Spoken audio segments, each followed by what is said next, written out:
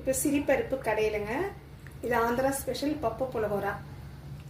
இது சாப்பாட்டுக்கும் நல்லாயிருக்கும், ராகி கறிக்கும் நல்லாயிருக்கும். இன்றைக்கி நம்ம சிரிப்பருப்பு கடையில் பண்ண போகிறோங்க. அதுக்கு தேவையான பொருட்கள் 150 கிராம் சிரிப்பருப்பு, இது நல்லா வறுத்து வச்சுருக்கேங்க. பச்சை மிளகாய் ஒரு 8, உங்கள் காரத்துக்கு ஏற்ற மாதிரி போட்டுக்கோங்க. ஒரு மீடியம் சைஸ் வெங்காயம், 2 சின்ன சைஸ் தக்காளி, ஒரு 1/4 டீஸ்பூன் மஞ்சள் தூள், ஒரு 5 கொட்டை அளவு புளி. இப்போ இந்த சிரிப்பருப்பை பாத்திரத்தில் சேர்த்துக்கலாங்க. இது ஒரு 2 வாட்டி அலசிட்டு இப்போ 4 கப் அளவு தண்ணி ஊற்றிக்கலாங்க. அதில்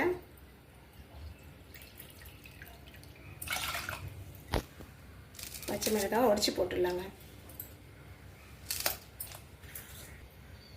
மஞ்சள் தூளும் சேர்த்துடலாம். கொஞ்சம் பொங்காமல் இருக்கிறதுக்கு கொஞ்சோண்டு ஆயில் சேர்த்துக்கலாம். பாத்திரத்தில் சேர்த்து சமைச்சதாங்க நல்லாயிருக்கும். பாசி பருப்பு குக்கரில் வச்சா குழஞ்சிடும். அதனால தான் நீங்கள் குக்கரில் வைக்கிறதா இருந்தீங்கன்னா எல்லாம் ஒன்றா சேர்த்து தக்காளி, பச்சை மிளகாய், வெங்காயம் எல்லாம் ஒன்றா சேர்த்து ஒரு 2 விசில் வர வரைக்கும் நீங்கள் சமைச்சிக்கலாம் வச்சு. நான் இப்போ பாத்திரத்தில் செய்ய போகிறேன். அதனால் ஒரு 70% வெந்த பிறகு தான் நான் தக்காளி எல்லாம் சேர்த்துக்க போகிறதில்ல. இப்போவே நம்ம தக்காளி புளி சேர்த்தா பருப்பு வேகாது. ஒரு 70% இது வெந்த பிறகு பருப்பு நம்ம தக்காளியும் புளியும் சேர்த்துக்கலாம். அதில் இப்போ பருப்பு 70% வெந்துடுச்சு. இப்போ தக்காளியும் புளியும் சேர்த்துக்கலாம். அதில்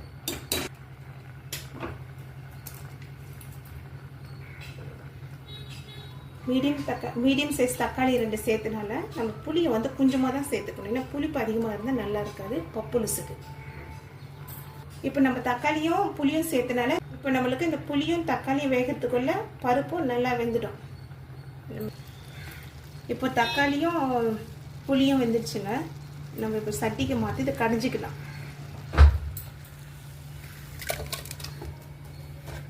நம்ம இதே பாத்திரத்தில் கொஞ்சம் வெந்நீரை கொதிக்க வச்சுக்கலாங்க. ஆனால் பருப்பு குழம்புக்கு சேர்க்க வேண்டியது வரும்.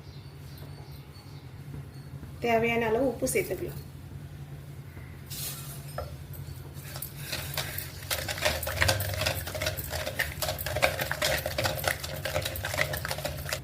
லைட்டாக கடைஞ்சா போகிறோங்க. இது பருப்பாகவே இருந்தால் தான் நல்லாயிருக்கும்.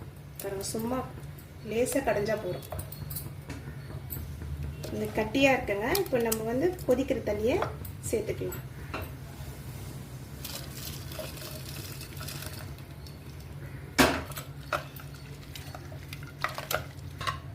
இந்த அளவுக்கு இருந்தால் போடுங்க.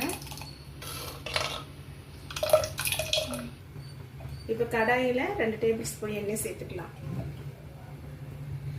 வடகம் இருந்தால் வடகம் போட்டு தாளிச்சா நல்லா இருக்குங்க டேஸ்ட்டு. என்கிட்ட வடகம் இல்லை, அதனால நான் இப்போ கடுகு சீரகம் போட்டு தாளிக்கிறேன்.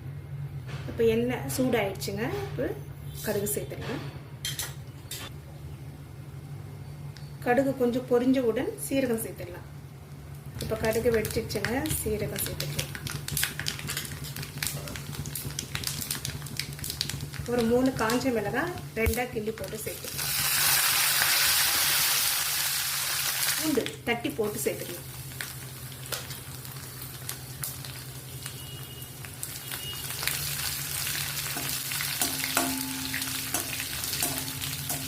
இப்போ கருவேப்பிலை சேர்த்துக்கலாம்.